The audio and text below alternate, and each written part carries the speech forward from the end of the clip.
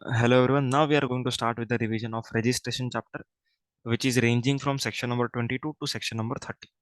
Section number 22 के हिसाब से every supplier is liable for obtaining registration under GST if his aggregate turnover exceeds rupees 20 lakhs और 10 lakhs. ठीक है, 10 lakhs का जो लिमिट होगा वो कब लगेगा? 10 lakhs का लिमिट जब आप NMMT स्टेट से बिजनेस करो तब 10 lakhs का लिमिट देखना है, अदरवाइज 20 lakhs का लिमिट देखना है.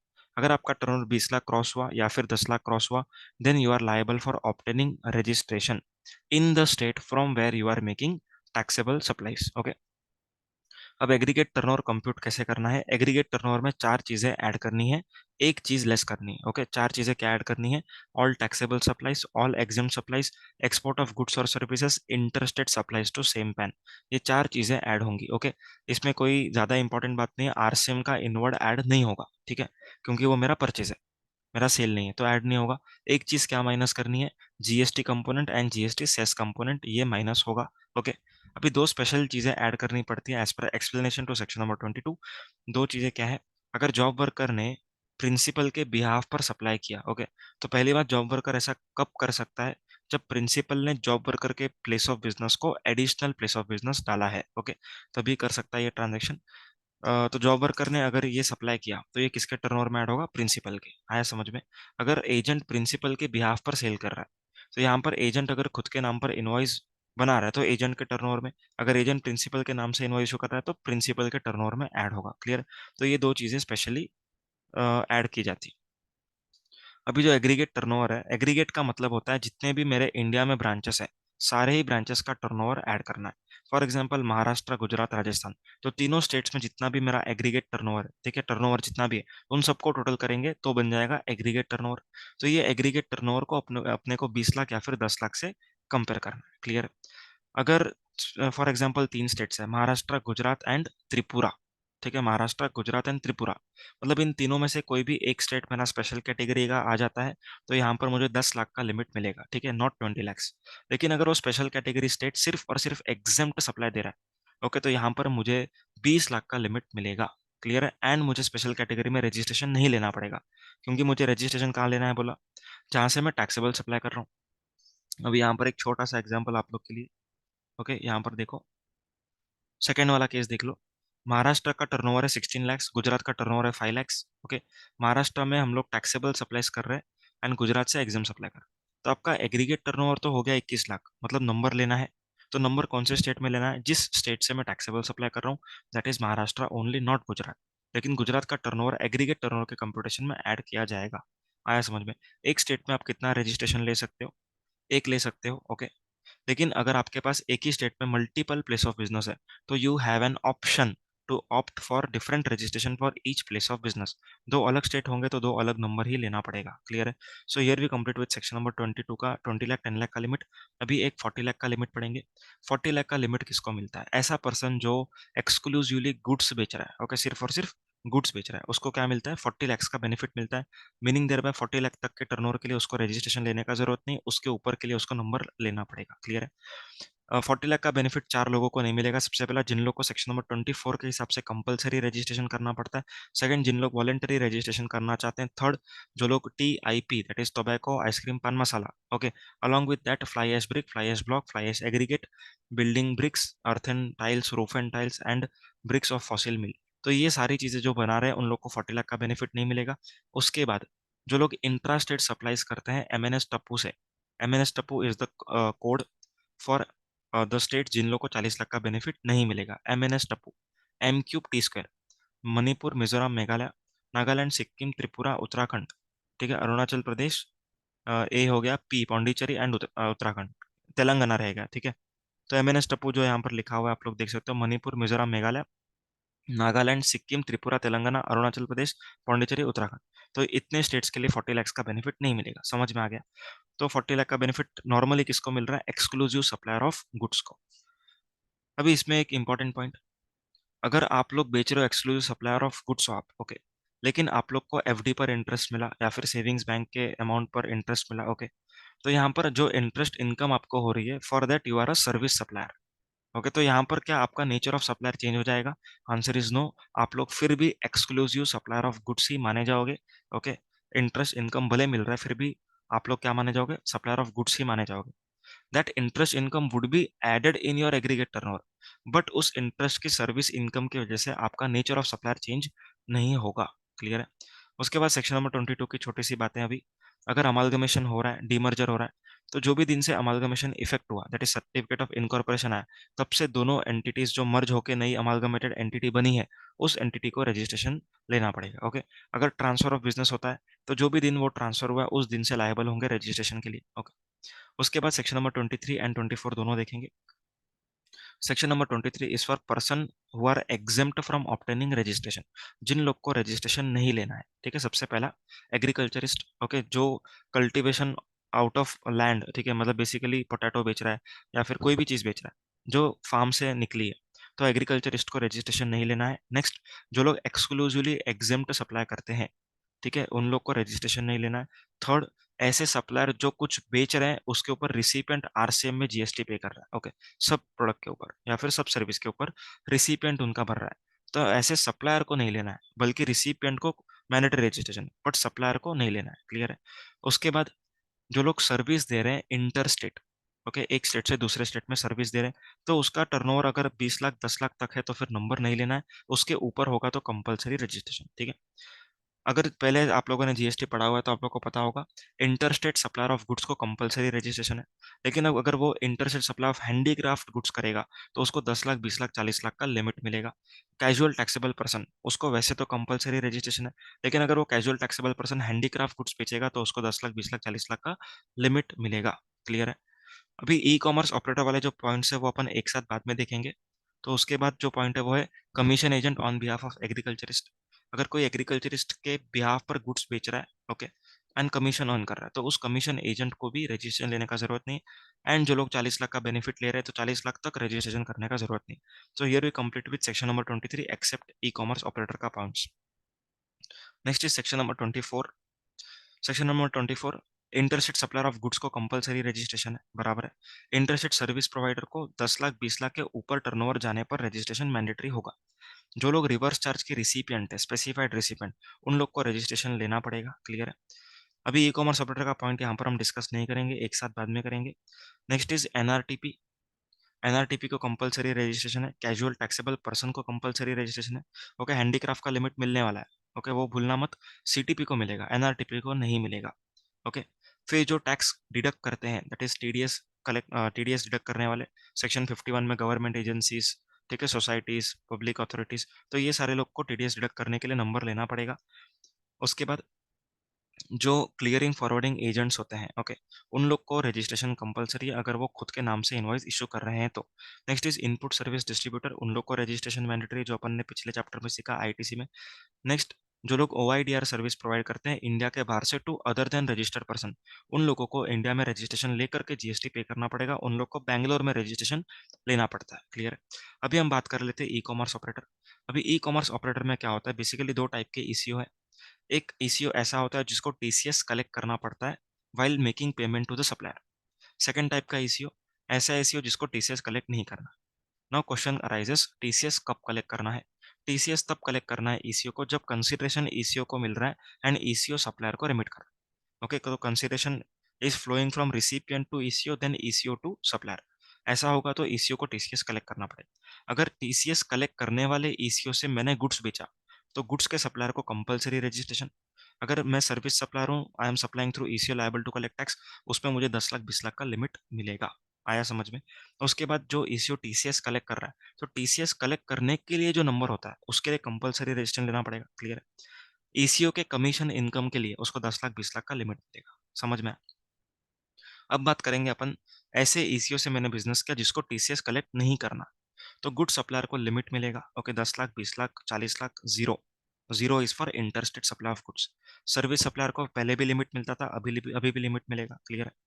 नेक्स्ट, इसी में अगर कोई ई कॉमर्स ऑपरेटर 9 फाइव का सर्विसेज दे रहा है, जैसे Ola passenger transport service, okay, MMT make my trip, okay, तो होटल अकोमोडेशन, तो यहाँ पर अगर e commerce operator is liable to pay tax under section 9(5), तो ऐसे ईसीओ को कंपलसरी रजिस्ट्रेशन लेना पड़ता है।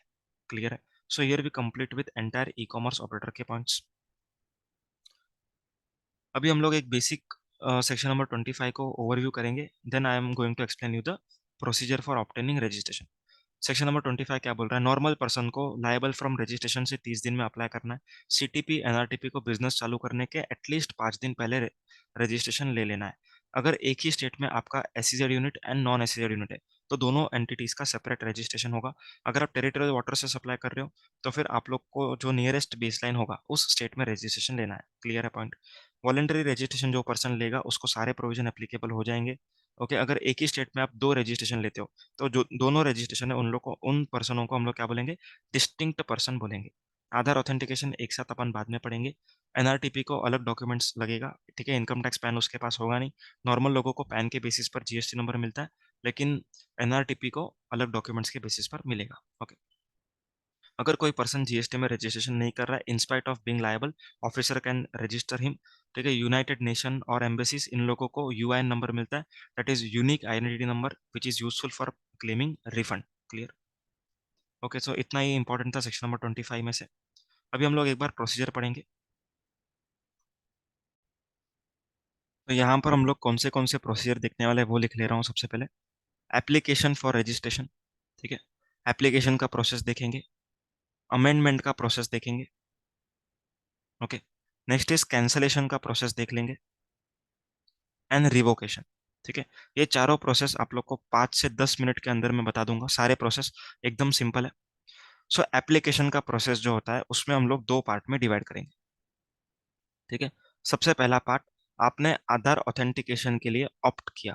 ठीक है, ऑप्ट किया, आपने ओटीपी डाल के आधार ऑथेंटिकेशन भी कर लिया एंड ऑफिसर बोलता है कि मुझे विजिट करने की जरूरत नहीं है।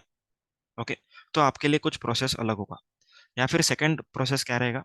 आपने आधार ऑथेंटिकेशन के लिए ऑप्ट नहीं किया, या फिर आपने ऑप्ट किया था लेकिन ओटीपी नहीं डाला, आपने ऑप्ट भी किया, ओटीपी भी डाला, ओके, दोनों किया, लेकिन ऑफिसर बोलता है कि मुझे विजिट करना है, तो इसमें प्रोसेस अलग होगा। ठीक है, अभी पहला वाला प्रोसेस समझ लेते हैं। इसमें आप लोग को याद रखना है 3777। ठीक है, with in 30 days of becoming liable आप लोग को रजिस्ट्रेशन के लिए अप्लाई करना है। आपके एप्लीकेशन से 7 दिन के अंदर अंदर या तो आपका रजिस्ट्रेशन का एप्लीकेशन अप्रूव हो जाएगा या तो फिर शोकॉज नोटिस आ जाएगा। अगर शोकॉज नोटिस आता है तो उसका रिप्लाई आप लोग को 7 दिन के अंदर अंदर करना है। आपके रिप्लाई से अगले 7 दिन में या तो अप्रूव हो जाएगा या तो क्या हो जाएगा? रिजेक्ट हो जाएगा। समझ में आया? This is the process for obtaining registration. जब भी ऑफिसर अपना काम टाइम पर नहीं करेगा तब हो जाएगा डीम्ड अप्रूवल। सबसे पहला काम उसका ये रहा, आपके एप्लीकेशन से 7 दिन में या तो अप्रूव करना या तो शोकॉज देना। ओके, शोकॉज क्या होता है? शोकॉज नोटिस एक ऐसा नोटिस होता है जिसमें वो लिखता है कि हम आपका रजिस्ट्रेशन क्यों अप्रूव करें ये आप हमको बताओ। हमको ऐसा लग रहा है कि आपने ये डॉक्यूमेंट सही से सबमिट नहीं किया, तो उसका हम लोग को रिप्लाई करना चाहिए। अगर रिप्लाई सेटिस्फैक्ट्री है तो फिर वो अप्रूव कर देगा, रिप्लाई मेरा सेटिस्फैक्ट्री नहीं है तो रिजेक्ट कर देगा। तो ऑफिसर का काम क्या है? 7 डेज में अप्रूव करना या तो शो कॉज देना, अगर नहीं किया तो डीम्ड अप्रूवल। ओके, हमने रिप्लाई टाइम पर दे दिया, अभी हमारे रिप्लाई के अगले 7 दिन में क्या करना है? उसको अप्रूव करना है तो रिजेक्ट करना है, उससे कुछ नहीं किया तो it would be deemed approval. Clear? Next process यहाँ पर, अगर आपने आधार ऑथेंटिकेशन के लिए ऑप्ट नहीं किया या फिर ऑप्ट किया पर ओटीपी नहीं डाला, या फिर आपने ऑप्ट भी किया ओटीपी भी डाला लेकिन ऑफिसर बोलता है कि मुझे विजिट करना, तो यहाँ पर आप लोग को रजिस्ट्रेशन मिलेगा 30 डेज के अंदर अंदर from your application, but only after physical verification. Okay, physical verification के बाद ही आप लोग को रजिस्ट्रेशन सर्टिफिकेट दिया जाएगा। फिजिकल वेरिफिकेशन का कोई टाइम लिमिट नहीं लिखा हुआ है, बट सिंपल है, 30 दिन के अंदर अंदर नंबर मिलना है तो फिजिकल वेरिफिकेशन भी 30 दिन के अंदर अंदर होना चाहिए। अगर ऑफिसर अपना काम टाइम पर नहीं करेगा तो यहाँ पर भी डीम्ड अप्रूवल माना जाएगा। क्लियर है पॉइंट? डेट ऑफ सबमिशन क्या माना जाएगा? ओके, डेट ऑफ सबमिशन क्या होता है? कौन से दिन पर आपका रजिस्ट्रेशन गवर्नमेंट के पास सबमिट हुआ? आंसर इज जो दिन आपने आधार ऑथेंटिकेशन किया उस दिन सबमिट हुआ माना जाएगा, या फिर 15 डेज फ्रॉम सबमिशन। ओके, मतलब जो भी दिन आप लोगों ने रजिस्ट्रेशन का एप्लीकेशन किया उधर से 15 डेज में अगर आपने आधार नंबर, मतलब आधार नंबर वेरीफाई नहीं किया, ओटीपी डाल के आधार को ऑथेंटिकेट नहीं किया, तो 15 डेज जब भी लैप्स हो जाएगा तभी क्या माना जाएगा? आपका रजिस्ट्रेशन सबमिट हुआ, एप्लीकेशन सबमिट हुआ। क्लियर है? Whichever is earlier. आ गया समझ में? So that's it with the application procedure. उसके बाद अमेंडमेंट का प्रोसीजर। अमेंडमेंट दो टाइप का होता है, core field, non core field. Okay, core field का अमेंडमेंट होता है एंड दूसरा होता है non core field. Core field मतलब कि एड्रेस चेंज, पार्टनर का एडिशन, तो इसमें आप लोग को याद रखना है 15 15 7 7। ठीक है, जो भी आपके चेंजेस हुए हैं उसके 15 दिन में आपको अप्लाई करना है for change in the registration certificate. आपके एप्लीकेशन से अगले 15 दिन में या तो अप्रूव हो जाएगा या तो फिर शो कॉज नोटिस आएगा। शो कॉज नोटिस के अगले 7 दिन में आपको रिप्लाई करना है, आपके रिप्लाई के अगले 7 दिन में या तो अप्रूव होगा या तो रिजेक्ट होगा। अगर ऑफिसर ने अपना काम टाइम पर नहीं किया तो डीम्ड अप्रूवल। यहाँ पर ये दो केस में deemed approval. Non core field मतलब आपको मोबाइल नंबर चेंज करना है, ईमेल आईडी चेंज करना है, इसके लिए कोई ऑफिसर का अप्रूवल नहीं चाहिए। यहाँ पर सिर्फ आपको ओटीपी डाल करके चेंज कर लेना है। क्लियर है? So here we complete with amendment का प्रोसीजर। नेक्स्ट इज कैंसिलेशन का प्रोसीजर। ओके, अब कैंसिलेशन ऑफिसर कब करता है, कौन से रीजंस पे करता है, ये हम लोग बाद में पढ़ेंगे। ओके, अभी के लिए आपको क्या याद रखना है, प्रोसेस। कैंसिलेशन ऑफिसर क्यों करता है ये हम बाद में पढ़ेंगे। अभी कैंसिलेशन दो टाइप के हो सकता है। सबसे पहला, रजिस्टर्ड पर्सन चाहता है कि कैंसिल कर दे, ठीक है, registered person wishes to cancel. Second, officer wants to cancel, ठीक है, PO that is proper officer wants to cancel. दो प्रोसेस हो सकता है। ओके, अगर रजिस्टर्ड पर्सन चाहता है कि मेरा नंबर कैंसिल हो तो उसको क्या करना पड़ेगा, एप्लीकेशन करना पड़ेगा कैंसिलेशन के लिए। ठीक है, कितने टाइम में, within 30 days, within 30 days from event warranting cancellation. Event warranting cancellation मतलब ऐसा जो भी इवेंट होगा जिसकी वजह से आपको नंबर कैंसिल करना पड़े। जैसे बिजनेस बंद हो गया तो बिजनेस बंद होने के 30 डेज में, प्रोपरेटर का डेथ हो गया तो प्रोपरेटर का डेथ होने के 30 डेज में आप लोगों को क्या करना है, कैंसिलेशन के लिए अप्लाई करना है। ठीक है, आपका एप्लीकेशन अगर सेटिस्फैक्ट्री रहा तो नंबर कैंसिल हो जाएगा। अगर आपका एप्लीकेशन सेटिस्फैक्ट्री नहीं रहा तो कैंसिल नहीं होगा, ऐसा है क्या? नहीं। तो यहाँ पर आपको शोकॉज नोटिस आएगा। क्लियर? अगर शोकॉज नोटिस का रिप्लाई मैंने किया है, शोकॉज नोटिस का रिप्लाई कितने टाइम में करना है, with in 7 days, reply with in 7 days. अगर शोकॉज नोटिस का रिप्लाई मेरा अगर सेटिस्फैक्ट्री रहा, ओके, तो नंबर कैंसिल हो जाएगा। अगर शोकॉज नोटिस का रिप्लाई मेरा नॉट सेटिस्फैक्ट्री रहा तो कैंसिल नहीं होगा। ठीक है, रिप्लाई नॉट सेटिस्फैक्ट्री और नॉट रिप्लाइड दोनों ही केसेस यहाँ पर कवर्ड है। आया है समझ में? ओके, शोकॉज नोटिस होगा यहाँ पर एक ही ब्रांच आएगा, नॉट सेटिस्फैक्ट्री होगा तो शोकॉज आएगा। शोकॉज का रिप्लाई करना है 7 दिन में। अगर रिप्लाई सेटिस्फैक्ट्री तो नंबर कैंसिल कर देंगे, रिप्लाई नॉट सेटिस्फैक्ट्री तो फिर रिजेक्ट कर देंगे। क्लियर है? कैंसिलेशन जब भी होएगा तब 30 डेज के अंदर अंदर हो जाएगा। ठीक है, 30 डेज के अंदर अंदर हो जाएगा। तो अपना कैंसिलेशन का फर्स्ट पार्ट खत्म हुआ। सेकेंड पार्ट, अगर ऑफिसर चाहता है कि नंबर कैंसिल कर दूं तो क्या डायरेक्टली कैंसिल कर देगा? Answer is no. कभी भी डायरेक्टली कैंसिलेशन नहीं होगा। ऑब्वियसली कुछ प्रोसेस स्टार्ट होने के लिए उसको नोटिस तो देना पड़ेगा। वो हमको पूछेगा ना कि आपने ऐसा ऐसा किया, इस वजह से हमको लग रहा है कि नंबर कैंसिल करना है। तो यहाँ पर क्या होएगा, पहले शोकॉज नोटिस दिया जाए। ठीक है, शोकॉज नोटिस का हमको क्या करना पड़ेगा, रिप्लाई करना पड़ेगा विद इन 7 डेज। ठीक है, विद इन 7 डेज हमको रिप्लाई करना। अगर हमारा रिप्लाई सेटिस्फैक्ट्री रहा, ठीक है, तो यहाँ पर क्या करेगा, वो कैंसिल नहीं करेगा।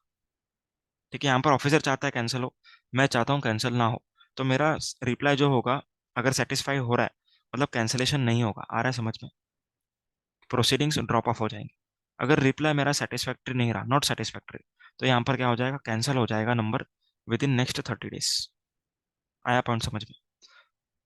अभी यहाँ पर ध्यान से सुनना, अगर प्रॉपर ऑफिसर को नंबर कैंसिल करना है due to failure to file returns, ठीक है, मैंने रिटर्न्स फाइल नहीं किया इसलिए ऑफिसर मेरा नंबर कैंसिल करना चाहता है, तो इस केस में मैंने उसको रिप्लाई नहीं दिया लेकिन रिप्लाई में सब रिटर्न्स मैंने फाइल कर दिया, टैक्स इंटरेस्ट पेनल्टी का पेमेंट कर दिया, तो यहाँ पर मेरा प्रोसीडिंग्स ड्रॉप ऑफ हो जाएगा।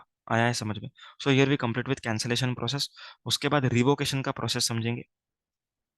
ओके, रिवोकेशन का प्रोसेस। रिवोकेशन का मतलब क्या होता है वो सुनो। एग्जाम्पल, कैंसिलेशन ऑर्डर पास हो गया। ओके, अभी कैंसिलेशन ऑर्डर पास हो गया, उसके बाद भी अगर मुझे मेरा नंबर एक्टिव रखना है, एक्टिव करवाना है वापस से, ठीक है, पुनर्जन्म बोलते हैं ना उस तरीके से, तो रिवोकेशन मतलब हम उसको रिक्वेस्ट कर रहे हैं to take back his cancellation order. तो यहाँ पर हमको क्या करना पड़ेगा, हमको अप्लाई करना पड़ेगा। ठीक है, अप्लाई करना है फॉर रिवोकेशन। कितने टाइम में अप्लाई करना है, apply with in 30 days from service of cancellation order. Service of cancellation order, यहाँ पर कैंसिलेशन हो चुका है, कैंसिलेशन ऑर्डर पास हो चुका है, कैंसिलेशन ऑर्डर हमको मिला, उसके 30 डेज में क्या करना पड़ेगा, हमको अप्लाई करना पड़ेगा फॉर रिवोकेशन। समझ में आया? 30 डेज का एक्सटेंशन पॉसिबल है by joint commissioner, additional commissioner, और 30 डेज का एक्सटेंशन पॉसिबल है बाय कमिश्नर। ओके, हमारे एप्लीकेशन में अगर वो सेटिस्फाई हो जाता है, ओके, तो यहाँ पर वो क्या करेगा, रिवोकेशन करेगा। रिवोकेशन करेगा मतलब वो कैंसिलेशन नहीं करेगा। समझ में आ रहा है?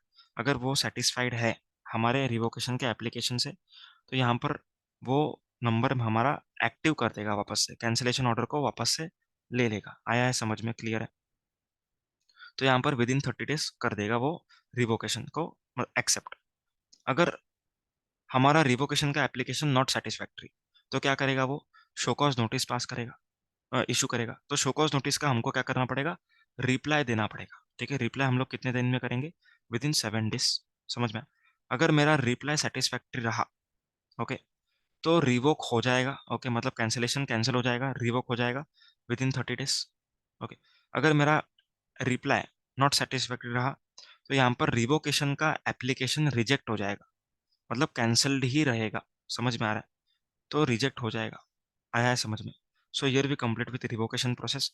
अभी रिवोकेशन अगर आप कर रहे हो एंड आपका पहले कैंसिल हुआ है due to non filing returns, तो यहाँ पर रिवोकेशन के एप्लीकेशन के पहले आपको सारे रिटर्न्स फाइल करने पड़ेंगे, उसके बाद ही रिवोकेशन के लिए जाना है, उसके पहले जाना नहीं। क्लियर है?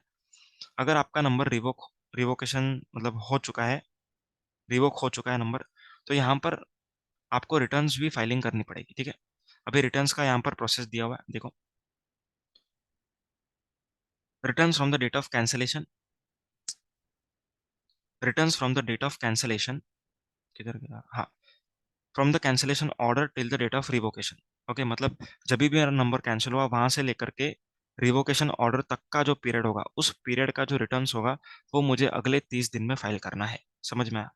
एंड अगर रिट्रोस्पेक्टिव डेट से अगर मेरा नंबर कैंसिल हुआ होगा, तो रिट्रोस्पेक्टिव डेट से लेकर के रिवोकेशन ऑर्डर के पास होने के डेट तक के जो भी रिटर्न्स होंगे वो मुझे अगले 30 दिन में फाइल करना है। आया है समझ में? So here we complete with revocation process. अभी दो चीजें बाकी है इस चैप्टर की। सबसे पहली, कौन से केसेस में ऑफिसर मेरा नंबर कैंसिल कर सकता है? ओके, सबसे पहला सबसे पहला, अगर मैं प्रिस्क्राइब कॉन्ट्रवेंशन करता हूँ। What is the meaning of prescribe contravention? मैं डिक्लेयर्ड प्लेस ऑफ बिजनेस से बिजनेस नहीं करता हूँ। सेकंड, मैं इनवॉइस देता हूँ without supply of goods. Third, मैं एंटी प्रॉफिटरिंग करता हूँ। फोर्थ, मैं बैंक डिटेल्स फर्निश नहीं करता हूँ। अब बैंक डिटेल्स का क्या प्रोविजन है? बैंक डिटेल्स का प्रोविजन ये है कि जब भी हमको जीएसटी नंबर मिलता है उसके 45 डेज में या फिर जीएसटीआर 3B के ड्यू डेट तक हमको क्या फर्निश करना है? Bank details. अगर वो हमने नहीं किया तो यहाँ पर हमारा नंबर कैंसिल हो सकता है। नेक्स्ट, सेक्शन 16 का कंडीशन सेटिस्फाई किए बिना मैंने आईटीसी लिया। देन नेक्स्ट, जीएसटीआर 1 में मैंने ज़्यादा सेल दिखाया लेकिन जीएसटीआर 3B में कम दिखाया, तो उस डिस्क्रिपेंसी की वजह से भी मेरा नंबर कैंसिल हो सकता है। Next, rule number 86B violet किया, वो हम बाद में देखेंगे। नेक्स्ट, अगर आप लोग जीएसटीआर 3B फाइल करते हो, ठीक है, आपको जीएसटीआर 3B एप्लीकेबल है, आपने कंटिन्यूस 6 महीने का जीएसटीआर 3B फाइल नहीं किया तो नंबर कैंसिल होगा। अगर जीएसटीआर 3B क्वार्टरली है तो 2 क्वार्टर का नहीं किया तो नंबर कैंसिल होगा। क्लियर? अगर आप कंपोजिशन पर्सन हो, तो कंपोजिशन पर्सन को क्या करना है? अपना जीएसटीआर 4 फाइल करना है बाय 30 अप्रैल। अगर 30 अप्रैल के बाद 3 महीने तक भी उसने फाइल नहीं किया तो नंबर कैंसिल हो जाएगा। आया समझ में? नेक्स्ट, जो लोग वॉलंटरी रजिस्ट्रेशन लेते हैं लेकिन 6 महीने तक बिजनेस स्टार्ट नहीं करते, उनका नंबर कैंसिल होगा। नेक्स्ट, जिन लोगों ने भी रजिस्ट्रेशन लिया बाय मीन्स ऑफ फ्रॉड और विलफुल मिसस्टेटमेंट, तो उन लोग का नंबर कैंसिल किया जाएगा। आया है समझ में? So here we complete with cancellation. अभी कुछ रूल्स थे बेसिक, वो यहाँ पर डिस्कस कर लेते हैं। ठीक है, जीएसटी सर्टिफिकेट का फॉर्म क्या होगा? जीएसटी RAG 6 होगा, जीएसटी नंबर 15 डिजिट नंबर होगा, पहला 2 डिजिट स्टेट कोड, आगे का 10 पैन, उसके बाद entity code and checksum character, उस तरीके से होगा। अगर आप लायबल हुए एंड विद इन 30 डेज आपने अप्लाई किया तो effective date of registration would भी जो दिन आप लायबल हुए। लेकिन अगर आपने 30 दिन के अंदर अप्लाई नहीं किया तो जो भी दिन आप लोग को नंबर मिला that date would be the effective date of registration. Clear? Next is 10B।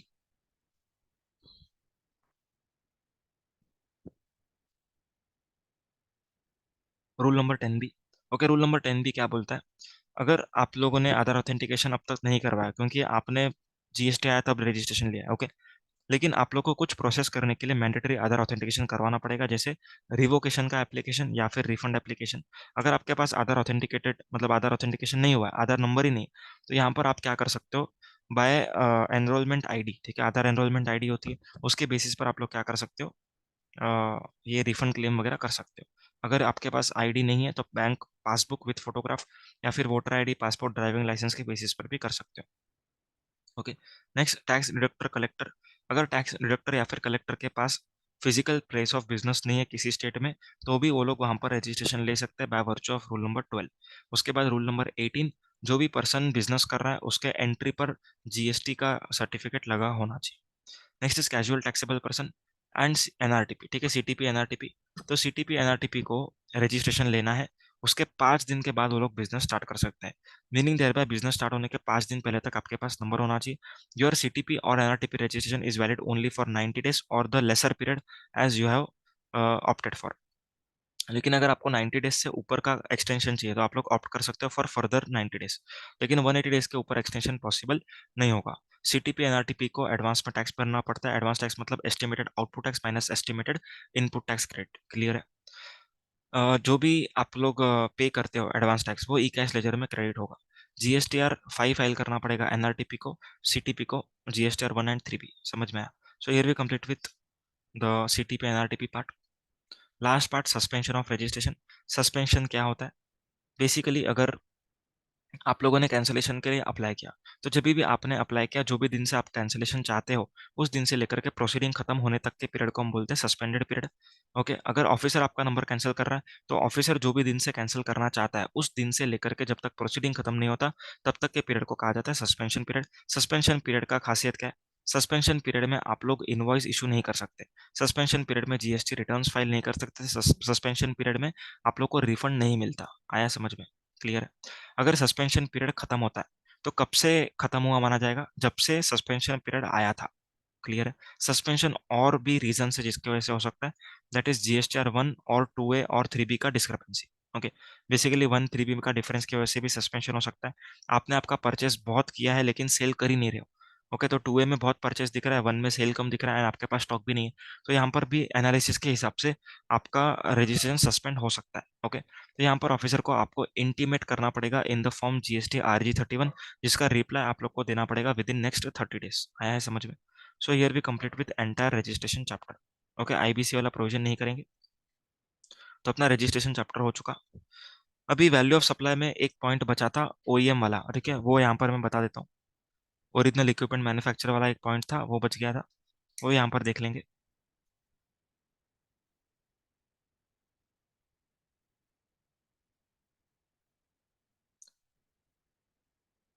OEM क्या होता है? ओरिजिनल इक्विपमेंट मैन्युफैक्चर, जो ओरिजिनल इक्विपमेंट बना रहा है, ठीक है, वो भी सब कॉन्ट्रैक्ट करता है आगे टू कंपोनेंट मैन्युफैक्चर। ओके, तो यहाँ पर मोल्ड्स एंड डाइस लगता है। ठीक है, मोल्ड्स एंड डाइस मतलब ऐसा कुछ specific, for example cutter. Okay, हम लोग को एक स्टेयरिंग व्हील का कटिंग चाहिए, तो यहाँ पर एक जो कटर होता है that would be called as moulds and dies. तो यहाँ पर दो टाइप के कॉन्ट्रैक्ट्स हम लोग पढ़ेंगे। सबसे पहला कॉन्ट्रैक्ट, ओईएम को मोल्ड्स एंड डाइस प्रोवाइड करना था एंड ओईएम ने प्रोवाइड किया। ठीक है, तो इस केस में जब भी ओईएम उस मोल्ड्स एंड डाइस को परचेस करेगा, ओके, तो उसका आईटीसी ओईएम को मिलेगा। ओके, ओईएम ने मोल्ड्स एंड डाइस को किसको दिया? कंपोनेंट मैन्युफैक्चरर को। इसको हम लोग सप्लाई नहीं मानेंगे, नहीं मानेंगे। ठीक है, क्योंकि ये विदाउट कंसिडरेशन हो रहा है एंड ओईएम का ही रिस्पॉन्सिबिलिटी था। ओके, थर्ड पॉइंट, जब भी कंपोनेंट मैन्युफैक्चरर कंपोनेंट्स भेजेगा, किसको? ओईएम को। ओके, तो यहाँ पर जो भी वैल्यू ऑफ कंपोनेंट्स होगा वही चार्ज करेगा। That's it with the first part. Second part, responsibility था कंपोनेंट मैन्युफैक्चरर का to incur the expenditure of moulds and dies. ठीक है, component manufacturer is the supplier. ठीक है, लेकिन इनकर किसने किया? ओईएम ने। रिस्पॉन्सिबिलिटी था कंपोनेंट का, लेकिन इनकर किसने किया? ओईएम ने किया है। Okay, so in this case क्या होएगा वो सुनो। इन दिस केस जब भी ओईएम परचेस कर रहा है मोल्ड्स एंड डाइस, ओके, उसका आईटीसी ओईएम को नहीं मिलेगा। क्लियर? नेक्स्ट, ओईएम अगर आगे सप्लाई कर रहा है किसको? कंपोनेंट मैन्युफैक्चर को, तो इसको हम लोग सप्लाई नहीं मानेंगे। इसको हम लोग सप्लाई नहीं मानेंगे। Okay, last point, component manufacture जब वैल्यू ऑफ कंपोनेंट्स दे रहा है किसको?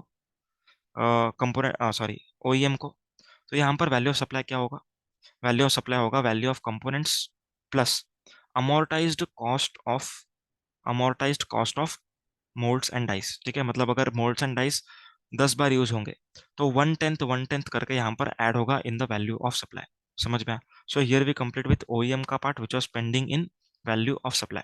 और एक पॉइंट जो जो टाइम ऑफ सप्लाई में पेंडिंग था, ठीक है, रह गया था, दैट पॉइंट इज, अगर किसी भी सप्लायर को अपने इनवॉइस अमाउंट से ज्यादा पैसा मिलता है, ओके, इनवॉइस अमाउंट से ज्यादा पैसा मिलता है and such excess amount is up to rupees 1000, ठीक है। तो यहाँ पर जो भी आपको 1000 से कम का एडवांस मिला है, उस एडवांस पर सप्लायर को जीएसटी पे नहीं करना। क्लियर है, समझ में आया? तो इसका टाइम ऑफ सप्लाई कब होगा? जब भी वो सप्लायर एडजस्ट करेगा इन द नेक्स्ट बिल। ठीक है, it is at the option of supplier. अगर 1000 के ऊपर होगा एक्सेस अमाउंट, तो यहाँ पर एडवांस के हिसाब से जीएसटी भरना पड़ेगा ऑन सर्विसेज, लेकिन गुड्स में द प्रोविजन रिमेन्स इनडिफरेंट, क्योंकि गुड्स में तो एडवांस के ऊपर जीएसटी है ही नहीं। ओके, तो ये जो 2 पॉइंट मैंने करवाए उस चैप्टर में रह गए थे, इसीलिए करवाए। So here we complete with registration का chapter along with value of supply का pending point and time of supply का pending point. Thank you so much.